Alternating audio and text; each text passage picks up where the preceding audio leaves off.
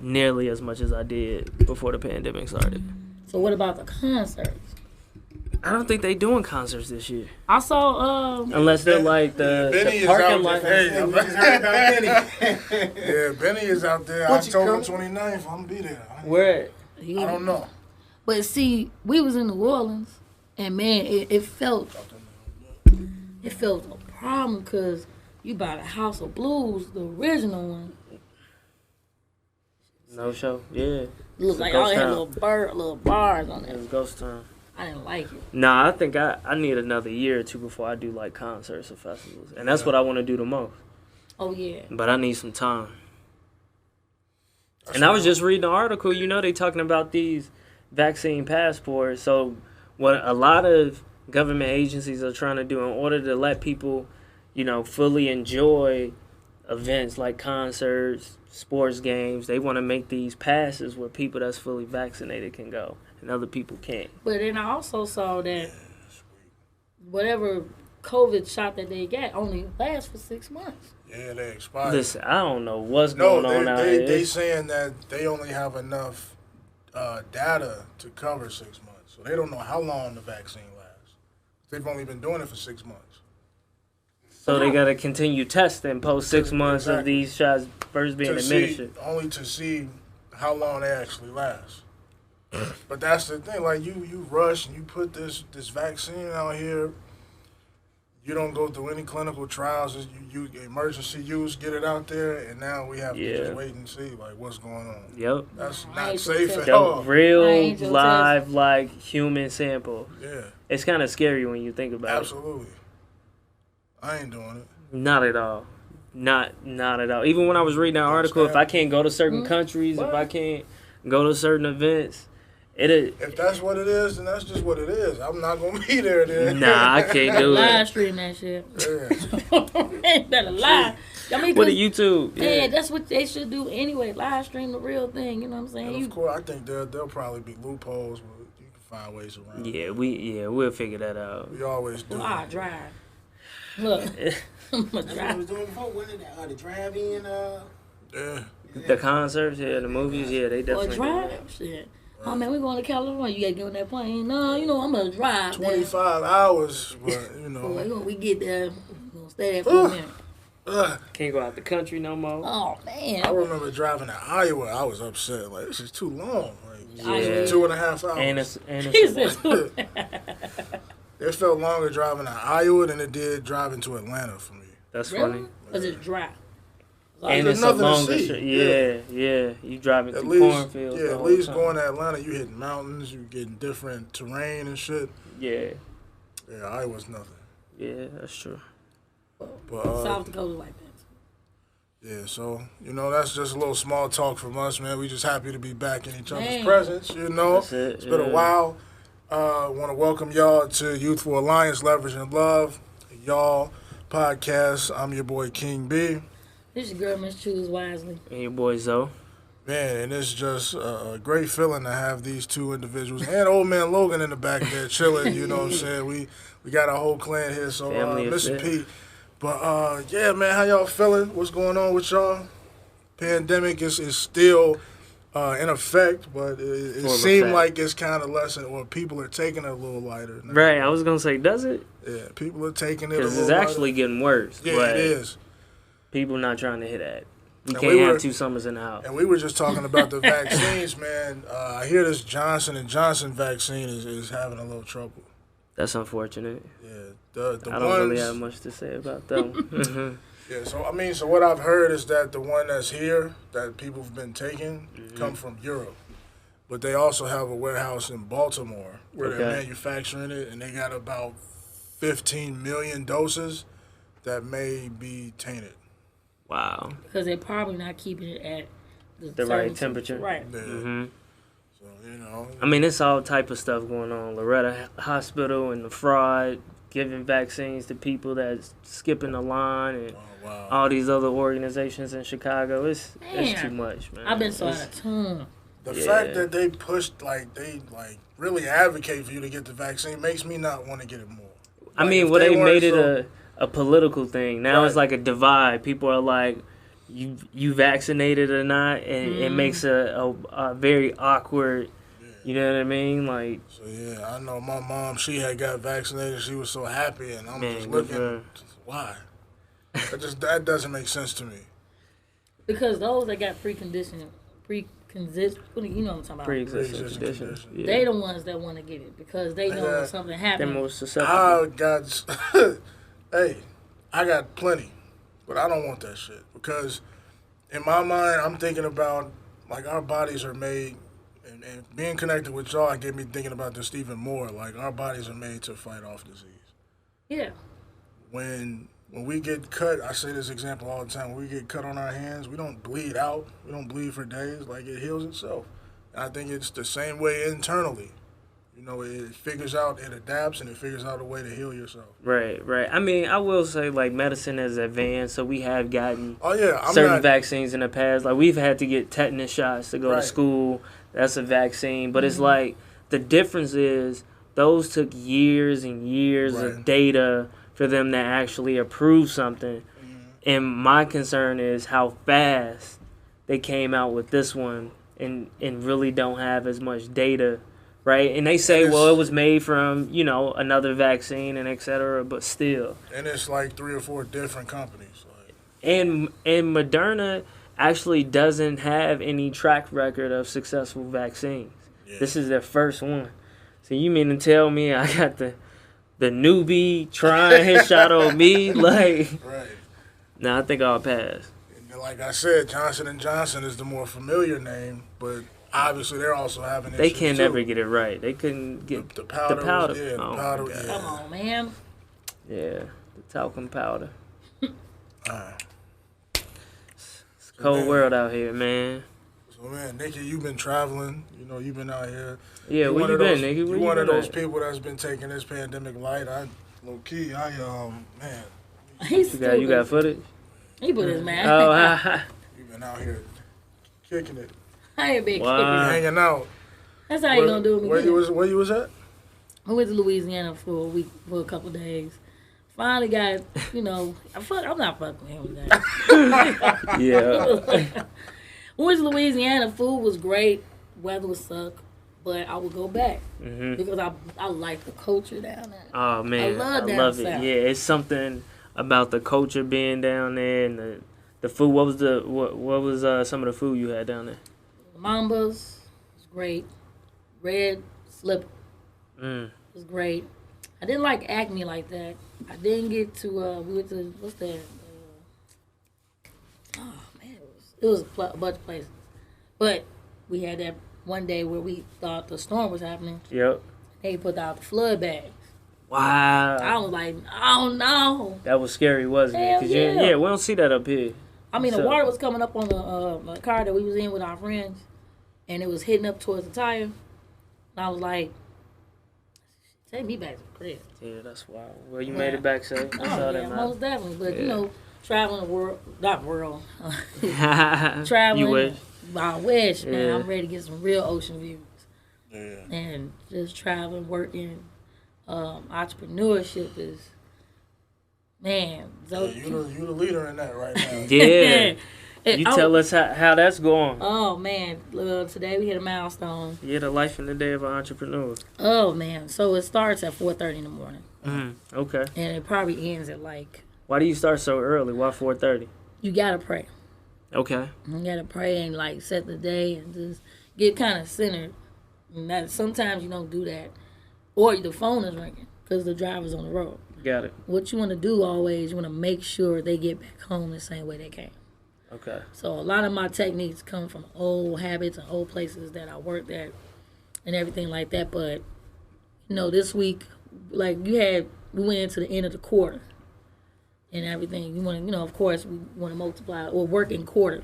Right. So we're in second quarter, so I'm about to actually go 0 dark 30 for like 90 days. Okay. Like LeBron. And I can't stand him.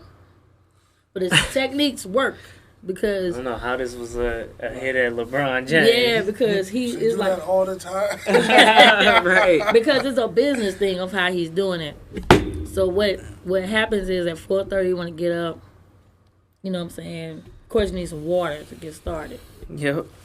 But then at about 6 you need to get up, excuse me, especially with transportation, you're fighting for loads. So you're fighting to see what your equipment is. And you want to make sure, like, okay, I got how many today? How many miles can we go today? How much gas is we using today? How fast can he get here today? What's his hours? So it's like I work off of 3 screens and 2 laptops and 2 iPads. Wow. So I'm like, okay, you doing invoicing, you pulling off the paperwork, and then you like, man, did you gas up or did you check your wipers? It's a multiple thing, and It sounds like you definitely have a system. Like every time you wake up, you know what to look at. You know what's gonna get you a trip for the day. Man. You know how to project how much we making. It We took- got all the resources. it took 90 days of failure. But that's the important part, though, right? Mhm. That's what they say about entrepreneurship all Have the to time. fail. You have to fail. It's only wins and learning opportunities. That's it. Ain't no failures, because you learn from something that make it better, so you can improve and move Yeah, forward. So. because it was yesterday. I was on the phone with my business partner. Yeah. And she was like, I said, yeah, look at the numbers. I said, look, man. I said, day March 31st? What was it, April 1st? She's like, yeah. I said, gee, I hit 50,000 Wow. in invoices. She was like this.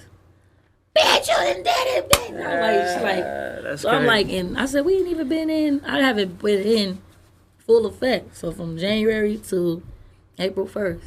Oh, I will. Of this year. Yes. That's a blessing. Yes, Yeah, so that's now we're going to see the next 90 days is a challenge. So I challenged them, I'm like, let's stay at your same pay. Let's all go in hard. I even take a load. Let's do it. All hands in. We're trying to buy our own equipment. Mm-hmm. When you own it, Mm-hmm. it's leverage and collateral. Mm-hmm. So that way, anything happens, hey, I can trade this in. You know what? This is still worth 20. I want Yeah. that back in cash. And that's a depreciating asset, so you can write all that off when Man. you're on your own material. Yeah, so. Yeah, so we're going to see these next 90 days. So we're going to go into the best season ever, which is cancer season, when I purchase. Wait, what is it called? Cancer season. Cancer? Cancer. Like in July. Oh, So we're going to buy. got you. We're going to Little buy. astrology out there. Yeah, That's so it. we're going to buy out in that time, and then we're going to take off. Because now you're in produce season. We're in season to get everybody back into school. Okay. So everything is moving. materials. So remember all those containers that fell over in the river? Yeah, they were like losing like 10 billion a day So in now transport. it's coming in. Yeah. So now we had a shoe load the day that he left from the airline, and then we just been taking everything back and forth to Iowa Yeah. every single day. Iowa, Indiana, and then we've been doing long hauls to go back and forth because we're restocking in Targets. If you see when you buy like iPads, Yeah. they're not in the store. Okay. So Best Buy's on back order, Target, Walmart. Man, they got some PS5s in that joint. On me, bro. I've been refreshing the screen since October. I'm like, So yeah, we are like moving because we're in there. We're like, damn, what is this in our truck? Right. Like, call in for tracking. So we are replenishing the stores right now, and I want to say thank you guys for that because this just lets you know who, like we were talking about, college degree versus the essential work. Mm-hmm. Who was more needed during this whole pandemic? Yeah, we saw the whole education system collapse, and I think what we, talked about before is like having one stream of income may have sufficed before, but it's absolutely necessary to have multiple now. Mm-hmm. If you didn't consider it before, like this is a time where you really sit down, you have an honest conversation with yourself about what that's going to look like for you, so. So the question I have, I'm posing it to both of you all, and also the little old man in the back. Is it time to come out the house? Because now that we went through a year, Are we talking about socially or? we talking about all of it, socially, mentally, physically, financially now. Because think about it, is it time to come out the house? Because, we're good on, what is it? We follow all the good hustle to elevate, Right. all the black networks that we do on social media. Or if you stay down for 6 months, you're going to be up for 3 to 5. Or do you think these next 3 to 5 years should be all focused on the next level of building the Black utopia? I think it's the latter. I think like it's still too early to go back to whatever we thought was normal, and that we take these next couple of years, see, because trends are gonna start happening, right? It's affecting all these different markets, right? School, so education, our healthcare system, the real estate industry. Like, it's really gonna take some years for us to see what these trends are. Mm-hmm. And I think you should sit down, kind of ride the wave and pay attention and make decisions based on whatever patterns is happening. So, like, it's going to change everything. The retail industry is going to change. Mm-hmm. I mean, the cleaning industry took a boom, right? Like, all these different sectors are really reshaping how we interact and how we do things. So it's like, you got to keep that in mind. You almost have to consider, how can we continue social distancing at least the next 2-3 years where people even feel safe enough to do stuff. Large crowds, 50,000 people in arenas, it's not going to happen for a while. You feel me? So, like, you gotta start to create ideas with this reality in mind, because that's the only thing that's in front of us right now. I like that. You got anything that you thought about where, just like on an improvisational standpoint, like? I mean, that's very much so what I'm trying to do with the Roseland Collective. We think, like, when you look at commercial property today, these large square footage buildings, like, they're still going to be very much so necessary, but they're not as functional as you would want them to be, and you want things to kind of grow with the community. The community is going to change. You want things that's very agile, that's flexible, that, you know, organizations can do pop-ups, right? Like, companies doing that all the time. So we think by buying, you know, these lots and developing on top of them, doing modular designs where they're functional enough. If you want to have, you know, a yoga center one weekend, and then maybe 2 months later we could do a retail shop that sells T-shirts, or maybe we can do a community garden that teaches how to cook certain foods. Like, these are the things that we can start leveraging in our own community today to start, like, creating new type of businesses that doesn't have all the overhead, so it makes it hard for a lot of small startups to start, but we're leveraging all the resources in our community. There's plenty of space. We're just not utilizing it enough. So you mean to develop a infrastructure like the Croc Center, and then have it as like a home base for all of those different avenues for people, or resources for people? Absolutely. Like, imagine being, you know, part of the decision-making process. If a company goes to the Chamber of Commerce and say, hey, we want to build something in the community, then we have an inventory of lots of land, small, and when I say modular design, these are either the shipping containers or small constructions, which are 19 by 24 feet, you can build on top of, right? So, like, this is just to give you an idea of what can be built. We're talking about, you know, these small pop-up grocery stores where people got access to healthy foods, and again, we want to try to educate the community as much as possible. So if we can help businesses, let's say you have an apparel company, you've been just selling off of Shopify, but now you want to do a pop-up event in the summer, you can come to us and we can say, cool, we'll do the blueprint of a retail design, because the construction, the physical construction is modular enough to be able to physically change it. Mm-hmm. Maybe you want a window where people can walk up to, you want them to come in, maybe see stuff on the rack. You got an outside seating area, people can congregate. Like, we can do that and flip it for any type of business, and just repurposing the community as much as possible. That would be dope. I would love to see something like that. You know what else I think? Hold me to it. It's coming. Trust me. You know what else I think we should put our tap in on is mobile delivery. We have not touched on that yet here in Illinois. You've been talking about that for some years. I'm telling you. Is it a particular, like, industry? Because you know they're doing, like, pharmacy, so you can get your prescriptions. Obviously, it's food. I mean, with the transportation, you need to touch on every single avenue. Mm-hmm. But with the mobile delivery, like, case in point, I was at Cleo's on Cottage. Man, the fact it is Black Friday. Did you buy black today? What have I bought today? That was black. Did you support black today? Oh! Let me sit. I gotta think, because I haven't done anything today. Right. So, yeah, I worked today. He said, I worked today. He said, nigga, I was working on being black. Yeah.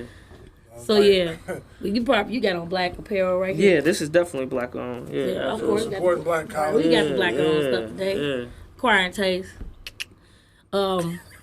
Cleo's on Cottage. Okay. First time going there last Friday. So I was like, man, keep my trend going of support Black Friday. As much as we can. Yes. Yep. So She went on Instagram and snapped about Postmates. Okay. I said, I've been talking about mobile delivery for the longest. Yeah. So remember, there's a community garden over in 50th and Prairie that they started. There's a big lot over there. A friend of mine said this lady took a Pace bus and is turning into a mobile produce grocery store. I can believe it. That's dope. I said that right there is the start of mobile delivery. Yeah. If we do just like how they did in Atlanta, the 2 black guys that did for down south with mobile delivery, we could do the same thing. Oh, I know exactly what you're talking about. Them 2 young boys. Yeah. Yeah. Yeah. No, that's important because when you think about the 2 biggest issues that drive like the civic problems in the black community is access, lack of access, and education. So you have to have these like services in place to be able to deliver food to old people, you know, to be able to, you know, get food to people that maybe can't afford it, and making sure they have like access to it. I mean, and you see a lot of like restaurants doing this with the shared kitchens. They don't have like actual restaurants. They're just doing it out of a mobile delivery service like a Uber Eats or a Postmates. It's like we don't have a real restaurant. We're just in a kitchen, and some, you know, courier comes and grabs the food and delivers it. Right. That's like, what's that, South Loop Food Company. Mm-hmm. I went there. I said, you can't see nobody in there cooking. Yep. It's a shared kitchen. I said, how you got red lobster coming out here? Like, they got red lobster in there. They just got the ingredients. Man, yeah, it's about their cooking. Somebody call Wendy's real quick, man, around the front. I swear to God, I was like, this food ain't even all that good, man. That's with the pearls. Stood that long ass line. Yeah. But that does make sense. People like mobile delivery, the development of, like you said, multi-dimensional community centers, and then also to bring the film and directing into it, document it. Yeah, you know what? That's a good point. I feel like coming from Chicago, at least in the 2000s, like we were definitely getting a lot of footage. It was a lot of people that had brands, you know, Zach TVs that was doing the interviews and like Walla cams. Like we don't have, to my knowledge, I mean, there's guys from Chicago that direct videos, but we don't have a lot of people that's getting documentary style content from what's going on in the city and distributing it as we used to see back in the day. Like that used to come on TV. You feel me? So like, I could be wrong, but I haven't seen any of that lately. And that's what I think we need to tap into, because we need to tell the story on how we got through the pandemic. Right. Because then you're going to be like, man, you have a little Zoe. He like, man, Daddy, what happened in 2020? Man, sit down. No, right. Let me tell you what Daddy didn't do. He didn't take that vaccine. That's why you hit. Right. You know, but the main thing is like we have to be able to educate, and the resources, like you were saying. And I want to applaud you for like taking that social break, because now you're challenging me, because you know I'm like, he owns something. That's why I'm like, he owns something. Yeah, I have to do that sometimes. Because now we need to do the cost analysis. I mean, we all put the ideas together or put it out there. Right. You might have somebody say, oh man, their idea is good. Let me try to put it together ourselves. But the whole thing of purposely trying to get this black utopia or bring back the Black Wall Street is to be able to work with other black people. Yep. So if you have Roseland Collection and you see, okay, well, NBC Transit got the trucks, I need them to move stuff. That's barter. Yep. You know what I'm saying? The same way, like, I know my homegirl, she got the landscaping, I got cleaning. Oh, you need, oh yeah, your grass look terrible. Boom, just like that. Internal referral, and, hey, I need you doing this. It has to keep moving, yep. But we're never, ever going to get ahead of this the upper class game. I agree. Never going to get rid of it. So, back to the topic at hand, entrepreneurship, hustle culture. That's what y'all talked about in the group chat. Let's get into that. I think entrepreneurship and hustle culture is two different things. Though. Right. So we're gonna compare and contrast. Yeah. So let's do that. I forgot which one of you brought up hustle culture. Because you're the ultimate hustler. Super hustler. Oh man, no. So one of the like ideas that I really played in the community about hustling is that if you're sleeping, you're not on the grind. You're not being productive. If you're getting a well rested night, I should say. Right. Is that like an accurate depiction? Like me personally, I think you can't be effective without an adequate amount of sleep. I 100% agree. Yeah. And that narrative to me is kind of misleading and inaccurate, to be honest. Like the times where I've tried to live by that motto, I was highly unproductive. Like Right. I couldn't function right. Like I have to have an adequate amount of sleep. They're like, even in a regular work day for me, I have to have at least 2 to 3 hours where I can just be by myself, where I can shut down, calm myself down, relax, and prepare myself to sleep. Like I have to do that every day. Yeah, I think the hustle culture stems from when you look back, like, my grandfather in the 60s, 70s, they working first through third shift and trying to do stuff around the house and got some side jobs to, just get paid for some labor. And what we've done is start to glorify that, because in the middle class, like, we associate, like, success with how busy we are, how much we're working. So, like, when you look at people that isn't working as much as you are, it gives you this superiority complex where it's like, see, I'm doing more, I'm working these 3 jobs, even if the money is good, but what is extremely unhealthy, and it's not working smart. Like, you only trading time for money. That's not how you make money. So that means if you have to physically be there in order to get paid, then you're not really making money. Right. You know what I mean? So it's until you learn how to do that while you're sleeping or your money working for you. We talked about compound interest. Like, those are the ways that you build wealth in a fraction of the time, so you're not slaving for it. Then It's tough out here. I mean, and then I do agree with that, because without that sleep, you're delirious. Right. You be able to make a mistake, and that mistake can cost you money, your life, and everything else. Mm-hmm. So we associate hustling with how drug dealers got down. They was on the clock 24/7.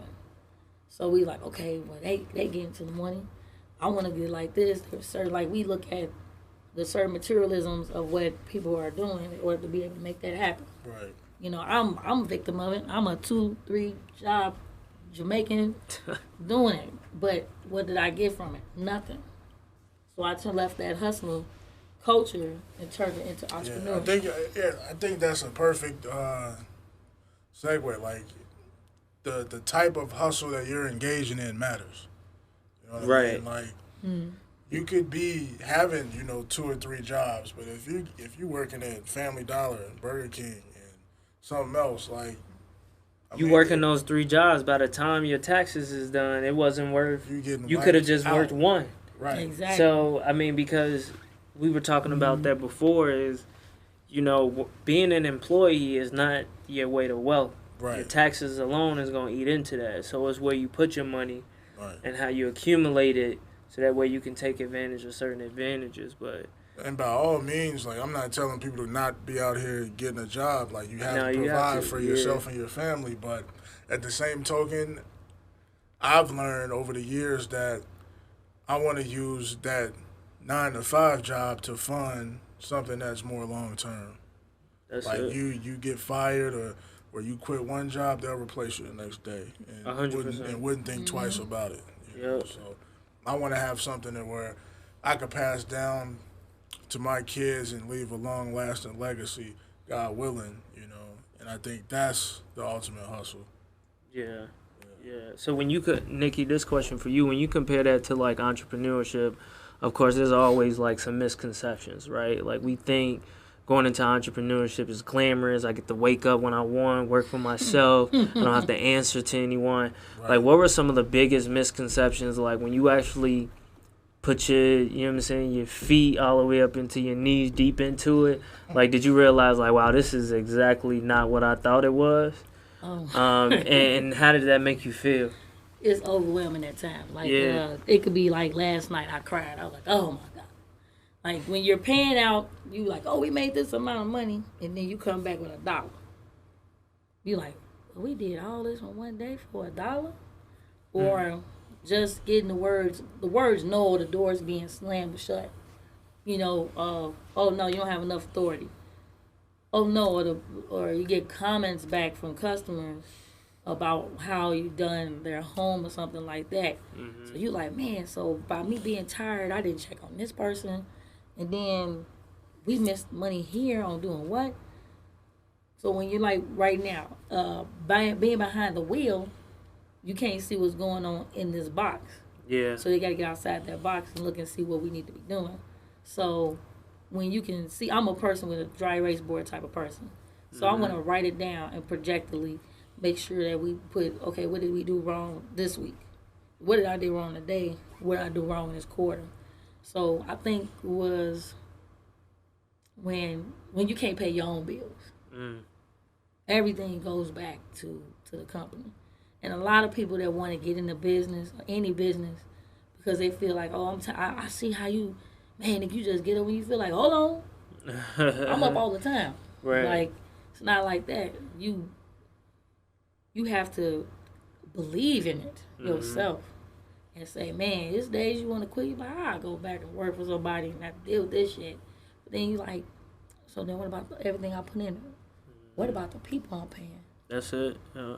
And I think that's the main thing, like the consistency. Like, you can't give up. Like you said, there's days where you realize you've made, X amount of money, but you bringing back squat.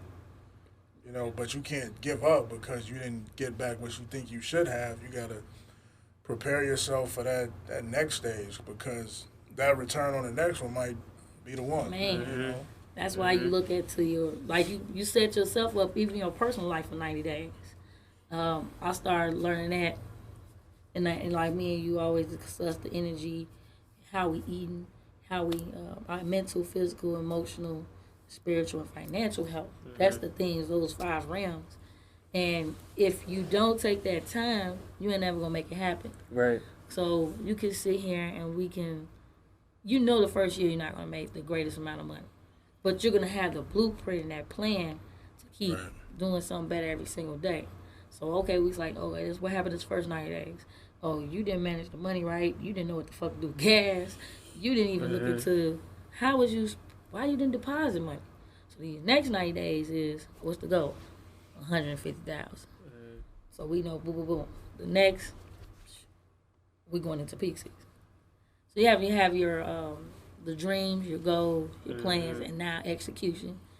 And then you gotta remember, it ain't even about you anymore. Yeah. It's more personal. To me, it's personal. It's not about the investment and the money that I put in. It is to get back. But it became more personal when those doors that I was trying to get in got closed in my face. And every single person that I work for, oh, you're too urban, or no, you don't have enough education. I'm like, oh, what else are you looking for? Right. Oh, I'm not with the clique. So now I got my own name on the door. That's it. Right. That's it. Yeah, so about this whole pandemic thing, I think there's been like an influx in entrepreneurship. Do you think the entrepreneurship market is like flooded, or is it enough for everybody to eat out here, or like? I mean, what market isn't saturated, right? Exactly. Like the self-help market is definitely. I mean, there's some folks out there that's predatory, right? Like they just want to prey on people that's always trying to fix themselves. Yeah. But if you just feeding them, just information, you're not really giving them a system to pull themselves out and help themselves, then they just gonna keep coming back. So it really just depends. I mean, every market is like that. There's gonna be some sharks everywhere, but I think it's unfortunate that we've made this kind of self-help industry where like it's political. It's like if you're not doing nothing for yourself, you don't really care. You should be out here starting your business and things like that. So I mean, it's definitely a crowded industry, but if you want to help people, you can still be honest. You can still go out in community and do things that you want. You don't have to publicize it and, record it and share it on social media all the time. I think it really just depends on the integrity of your work, and I think people that really consume whatever you're providing will be able to confirm whether or not, they truly support it. Exactly. So, It's like looking at the next get rich quick scheme. Right, because they all out here. Yeah, you know, we saw so many scams and schemes that happened during the pandemic. And then you got what's the newest flavor of the month with like whatever we're trying to do. So, you know, you're gonna get in. You got people that's gonna get in, I'll make a profit, and I'm getting out. But that's not what it is. You know what I'm saying? Take your time, research it, what it is. Like with self-help, I'm not going to go to those Joe Smo knowing I got issues that I want to talk about. I'm going to go to, man, if I know Zoe is like reputable, he like, man, I've been preaching about this before this happened. So why would I go to him? I'm like, you ain't talking about, I don't trust you with my mental.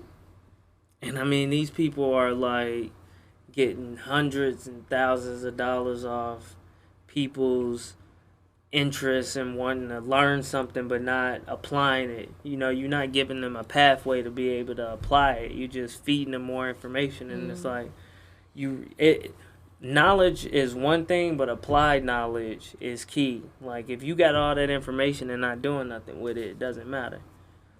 So you got to be able to put it into practice and show and be like, see, I made these relationships. I made that business. You know, I paid to do this. You know, I did this transaction. You got to have the experience.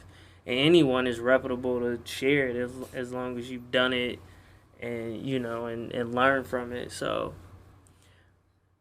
He's talking about that miracle water, dude. My God. You miracle water. Stop coming on at 3 a.m. And when we talking about, I had a $28,000 check in the oh my God. Hey, she sitting up there, I said, you know that check ain't coming to me. Right. And you know, when I watch it too, I'll be like, man, let me see what's going on. Oh my God. It's so embarrassing. Well, yeah, man. I don't think everybody is due to be an entrepreneur. But true. But entrepreneurship has been glorified so much, like we've said, like it's hard to not jump on that bandwagon. You know, you see people that get, you know, little, you know what I'm saying, items off the ground and then they make a big splash or whatnot. It makes you want to, you know, jump in and do the same thing, but everybody don't process information the same. Everybody don't, you know, have those qualities to advance themselves like that. Some of us are just meant to be workers, I think. And some people don't want to lead companies. Like, I feel like I'm the person that can bring ideas together. Like, I can sit in a room and say, all right, this is a decent idea. I know this person to call. Let me pull in this resource. Like, very resourceful. I don't think I can, like, be at the top of a company and, you know, I got a team under me and then it's different departments like that. I can't do. Right. But you can start it up. Yeah, I can definitely be in the room, like in the brainstorming meeting, you know, and pulling in the right people. But I don't need to run the day-to-day operations. I couldn't do that. Man, how do you figure that out? How do you learn that about yourself, that you're able to do that? Like, how did you learn that you were able to be so good with numbers and logistics and be able to move loads and direct people and such? People skills. That she does have. Thank you. I am very gifted gab. I don't know where it came from. You don't want someone talking to you the way you saw them talking to someone else. Now, we all have that side. Right. But when it comes to managing people, you gotta have some type of commonality in there. And I learned that at the age of 18. I'm like, man, something. Let me do this. It might be hey, what happened in school today? Right. Like my driver, he smoked. He like, Nikki, I wish I never smoked. You find something, get on the phone with him. Like they went to Georgia for me. One of them bought his cousin. He like, man, she calls and talks to you and check up on you. Like, yeah, your boss don't talk to you. Right. Because at the end of the day, you got to go back home to whoever you got. That's true. Right. That find something. It could be small. You like, man, Zoe does not like confrontation or whatever. Or you be like, man, B does not like this, that, the third. Or Tim does not like, you know what I'm saying, to be too hot. You got to be this way. So not only are you, you know, like the boss lady, but you're damn near the therapist, the psychologist. Like, you have to understand these people's personalities in order to move them in a different direction. So if you know, you would see it like I was zone out, like how I'm doing now. And I start looking at 3 sections and seeing how we're gonna move people because it's like pieces. Okay, so I'll move him here because he's stronger. This one here can stump here. This person here can do this. Okay, let's bring them all together. So and then have a meeting about it. Now these are techniques that I learned from UPS. And I can say they did give us some good shit back in '99, 2000. Showing your age. Man, I don't even care no more. Hold on. I was like that math computing meme where you like looking and it's all the algebra and geometry. Man, because you want to make sure, like, man, Zoe is going to he's going to calm the team down. Right. Hey, Nikki gonna snap if we don't get this shit together. You gotta have that one cool person that's gonna calm him down. He's gonna be the person that's the self-help person. You gotta be lackadaisical. So you already know he ain't gonna do no more than just coast. So you gotta go in there and feed his ego a little bit. Yeah. So feed your employees' egos. Look, man, I need you to go ahead and, what's wrong? Man, my girl left and I ain't got no money. How I'm gonna eat today, Nick? How about food for everybody? Right. Feed them a little bit. Rub on the back. Do whatever you need to do to get that load. Do whatever you got to do to get that person to do a little bit of something for you. Motivation. Hustle and motivate. Yeah. So, I mean, you took the time, because I hear it all the time, when you take the opportunity to really connect with the people, that you really work for, because when you're the boss, they don't work for you, you work for them, to make sure they got what they need to be successful. But then you also know what motivates them, so you know what buttons to push, what drives them, so that way they can, keep moving. That's important. And money. A good managerial person should know those things. Yeah. Yeah. Oh, but they don't always do. Man, we know that for sure. I've seen plenty. Like, we couldn't hit payroll, and I let them know in the door. They was like, "Man, Nikki," so I said, "Give me a couple of days." Everybody looking, man, we got paid. Like, and we got a bonus. I was like, listen, just stay down till we get up. It's gonna happen maybe 2 times, you know what I'm saying, because there's a situation going on. Right. And you just let them know in the door. You can't let them know every single thing. Right, of course. Because they start taking advantage of it. Like, oh, well, I left so-and-so behind. No, the fuck you didn't. Like, you know what I'm saying? And that's a whole different person that comes out. Right. But you gotta, you do, because you messing with money then. You're like, you gotta spoon feed them, pat them, like a baby. You gotta mold them to be what you want them to be. You know what I'm saying? So, but there's a question I have for both of you. Why do you say that you couldn't be the person at the top? I think what I've realized in my personal life, I love autonomy. I love being able to kind of move at my own pace and not really have to answer or report to anybody. And I work well that way because I can take all the breaks I need to, detach myself and just focus on my mental. And I think from a professional standpoint, like, the best jobs I've had are those where I had the room to, like, think of my own ideas. I kind of have some, some leadership capabilities. I can kind of pick things, but I don't always have to, like, report to someone or vice versa, right? Like, I don't want to have to lead someone because I don't want to be there for all the operations because I feel like I have so many ideas and things I want to put my hands on. Like, I don't want to constrict myself to just be into one thing, right? Like, running a company takes a lot of work. Think if you had 100, 500, 1,000 employees and you try to get to know everyone and you're trying to grow this machine. Me, I like to, maybe support ideas or talk about them, being an incubator setting, right, where you got people that are creating ideas and whatnot. Like, I really thrive off that because I think that's just the exciting part. Me being very much so a professional, I feel like that's the most creative I can get, is being in a room of people that's making ideas and being able to kind of float and see what's happening out there. So that's what I enjoy the most when it comes to, like, working on stuff. Okay. So why you don't feel like you could be the man at the top? I'm just not the person to give direction. Like, I feel like you gotta have a certain personality to do that. And me being the chill, calm person that I am, like, if things aren't going like they should, I don't know if I have it in me to fire somebody. And and take away their livelihood. Well, you get somebody else to do it. You get Yeah, I mean, the HR manager to do it for you. Exactly. But I mean, like, if it's a small company like what Nick is running, you know what I'm saying? True, no you doubt. gotta tell, yo, this not working out. You know, we might have to go in a different direction. Yeah, blah, they blah, crying, blah. they hysterical. Right, and I don't It's your fault. They can't feed their babies. I'm looking like the bad person, and I never like to look at myself as that. Like, and that's in any situation, personal, professional. I pride myself on being this even keel person, and on top of that, I enjoy like actually being a soldier. I like putting in the work. I like actually being part of the reason that shit is manifesting, you know. And I think, sure, like, I could have ideas and I could, you know, tell people where they need to go and be a boss, but I like having my hand in there and actually being a part of, you know, getting this shit done. Yeah. And I think that's the important part, is knowing yourself well enough where, you know, whatever your personal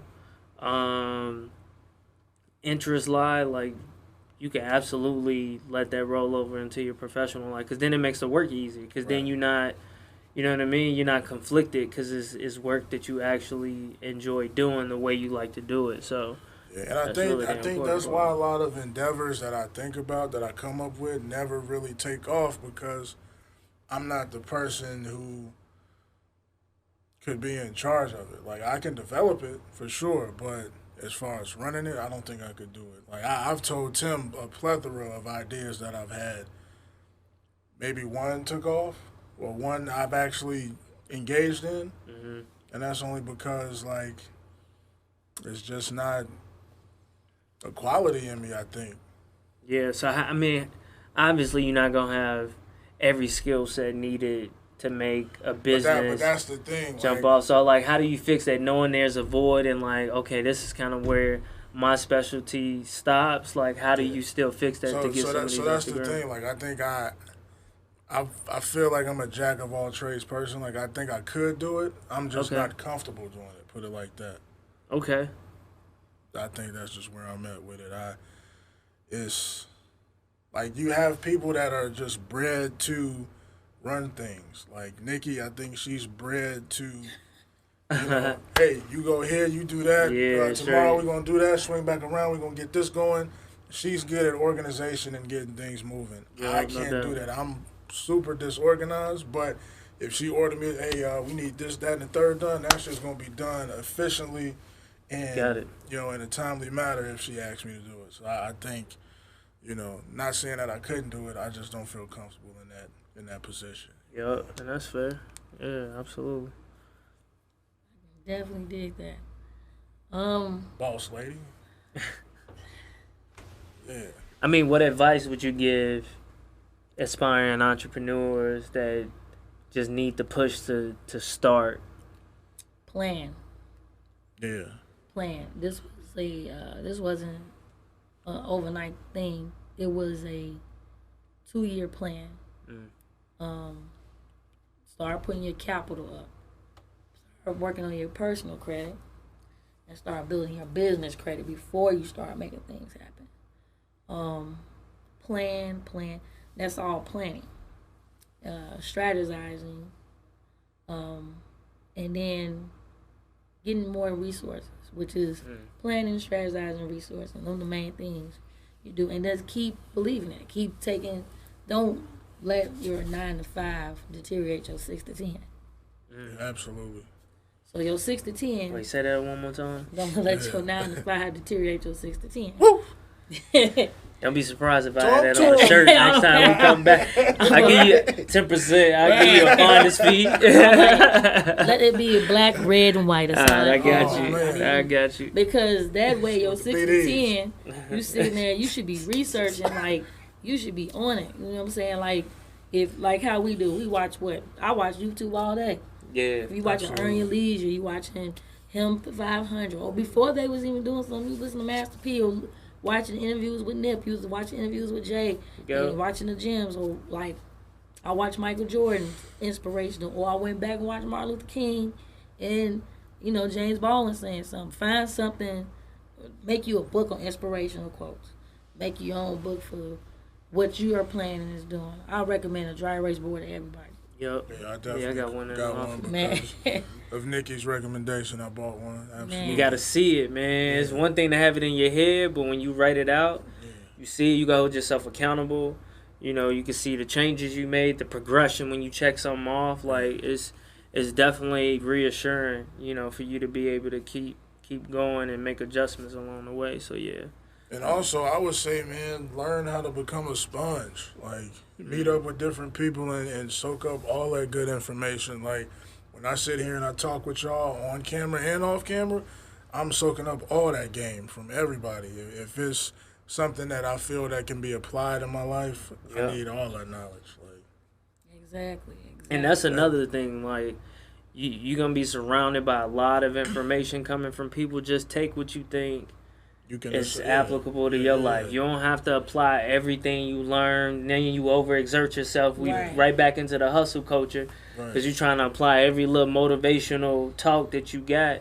And it's like, no, you got to say, you know what? This doesn't apply to me in my life right now. It was good for that moment, but this is really what I want to focus on for this reason. So, yeah, you got to be mindful because you'll get fatigue, you know, with all this information and overexerting yourself trying to apply it all. So you just gotta because there's a ton of information out here. Like you got podcasts now, then it done went haywire. Like everybody got various topics and things that you got clubs. You almost looked at weird if you don't have a podcast. Yeah, absolutely. If you have a conversation, it needs to be on the podcast. Anything is on the podcast. Man, I mean, and that is a good thing too because you learn so much. Like now, everybody's oh man, they're the wave now, but they was the wave when they wasn't even when they started out with the tables. Yeah, and what's crazy is I learned from the homie David Shans who had Sleepers for Suckers. He did a video with EYL, and he was like, the way the podcast game is based on views within a seven day window. So, like, he said he had an interview that came out years ago that so happened a clip went viral. It shot up however many views within 7 days, so he was number one. But then there was this lady who had one episode, some older white lady.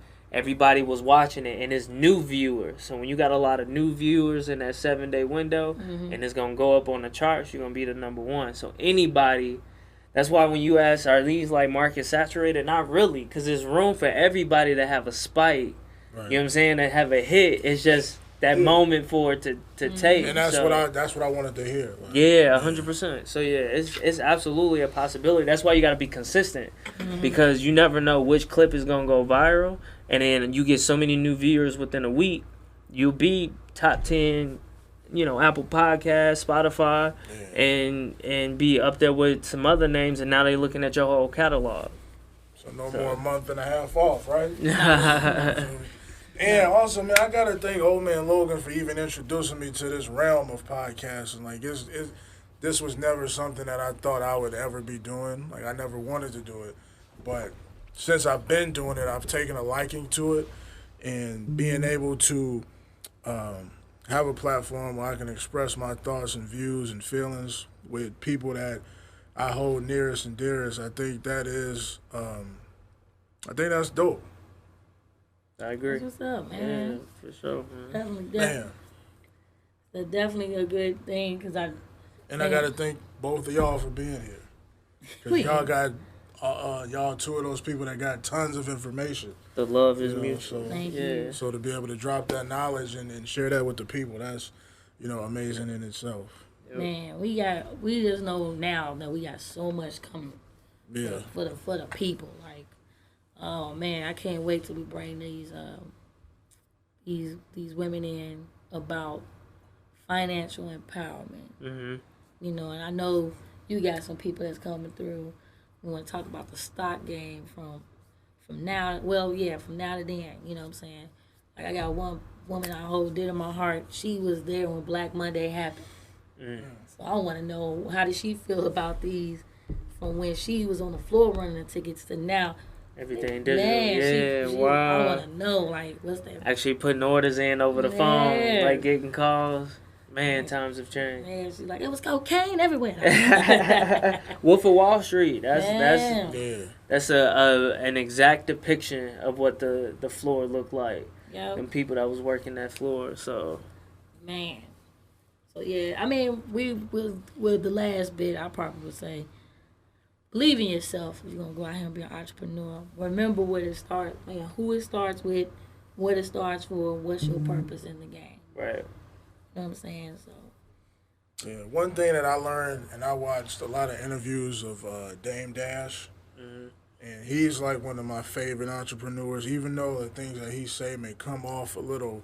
Yeah, his approach be off a little bit, but no, he be on point. Yeah, the things that he say make sense. Like, you know, he constantly speak about how he hustles. He doesn't hustle for Dame, he hustles for Dash. Like, he hustles for his last name. He want to make sure his kids are good. You know, so those are things that I think about in pretty much every endeavor that I partake in. You know, big on legacy. Yeah. Yep, right there with you. And that's why you gotta like make the right decisions and know how to protect that legacy from them. You know what I'm saying, or for them. You know, we gotta talk more about putting things in a trust and how to set up wills. Like, I don't think black people do that enough. I mean, a lot of families, unfortunately, may not have the wealth to even, you know, save and put into a will and have it in a trust, but still, like, we got to start conceptualizing that and start figuring out how we can take care of the next generation. So that, or like we said, or life insurance, like you're saying. That's a big the part of it. GoFundMe is really big on black community, not having insurance. They banking on y'all to help Lil Ray get buried. Man, you like, really? This is crazy. You ain't get $25,000 for like $5 a month. That's it. That's it. That's it. I'm like, damn, shame on you. Yeah. You know, and you feel like, man, that $5. So like how you feel when Netflix or Apple come out the wrong time. God damn it. Yeah. But because you know you'll be in a bed sleep. Yeah, you hear just that, me last week. Like, right. They needed. Yeah, the end of the month. We doing this right now. Right. Man. And you just looking like, man, I ain't even watched Netflix all week. Now I'm mad because I barely use it. You're like, this $16? Dang. And then you just realize, and you'll see on GoFundMe on Facebook, like, damn, she ain't handle damn insurance. I know her. Like, that right there. That's tough. Yeah. So, yeah, man, as a people, we just got to do better. We got to, you know, make better decisions. We got to better ourselves, make sure we get the information we need to do that. Daniel Sauce on the way. Had a shameless plug, you know. That's part of the legacy, Daniels, you know. That's real. I didn't name it, you know, King B Sauce. Like, I didn't want it to be about me. I wanted it to be about my last name, which I think I'm the only male with the last name in my family. Wow, that's dope. I want that to be living on when I'm not here. So that's dope. But with that being said, that's another episode in the wraps, man. Any last comments? Man, stay safe out here. People think we getting back to normal, but we not. Just buckle down. We almost there. Stay away from that vaccine. Man, listen, I'm not going to tell you to do one thing or another, but just go with your gut. But stay in the house or wear a mask. And that one. Do your 6 to 12, 3 to 5. That's it. It's just a little bit. You'll come out on top. That's light work. You'll be like, well, we been. Yeah. Just you'll get right back to it. Just put your head down. Man, I'll be thinking about when the pandemic first hit. Yep. Like how scared everybody was, and like the roads was empty. Fighting for toilet paper. I still don't know what. I remember the weekend we came here to record Boulevard Ave. The roads was empty.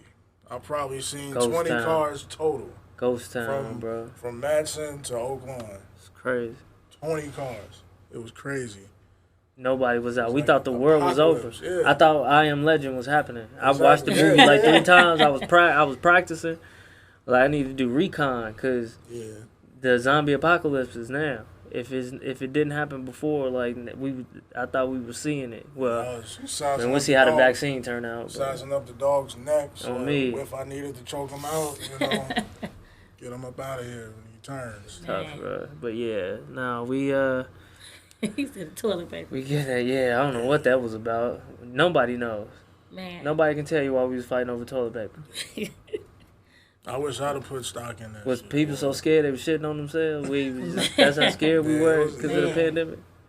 And water. But like, I mean, think about it. If you run out of that, it's tough.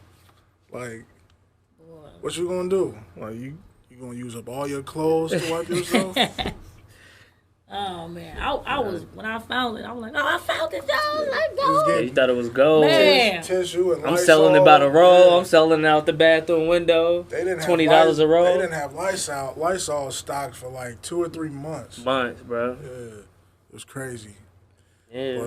But yeah, man, make sure y'all staying safe out here. Make sure y'all doing y'all reading. Make sure y'all taking care of yourselves and each other. Meditate. I feel like Jerry Springer when I just said that. Take care of yourselves and each other. But yeah, man, I think that's all we got, man. So this is another episode of Youthful Alliance, Leveraging Love. Y'all is us podcast. I'm your boy King B. I'm your girl, Miss Juice Wiley. And it's your boy Zoe. And that's a wrap, people. Be safe.